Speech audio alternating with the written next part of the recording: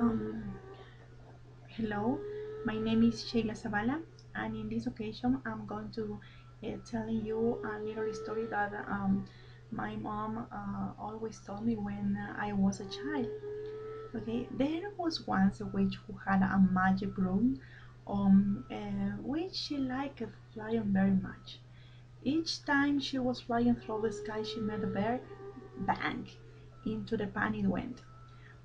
When she came back home, she put it into a cage, and there, close to many other bears, it waited for its turn to be witch dinner. As every day, she ordered her servant to prepare her dinner. Tonight, I want duck for dinner, she told him. The servant went into the cage and chose a poor duck, which was standing beside a turkey and a hen.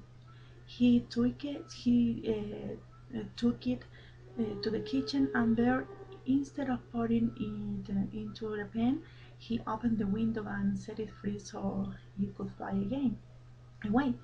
The next day, before leaving for flying on her broom, she told her servant, "Tonight I want you to prepare a little dove for dinner." So the servant went into a cage and grasped it up to carry out the witch's desires. The witch had a raven called Black, which never left her side. That day, the big bear Black saw the servant setting the dove free.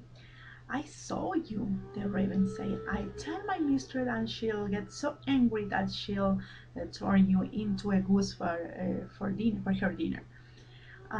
After closing the window, the servant quickly turned around then, and bang! He seized the big bear by the neck. That night, the servant took a great care in the witch's dinner and served it on a lovely silver tray. The witch ate the tasty roast meat, and she liked her fingers with pleasure. Tonight, you say the witch, "I like the dinner very much." She told her servant. "By the way, have you seen Black? How odd! It always joins me for dinner." That's the end. That's the end of the story.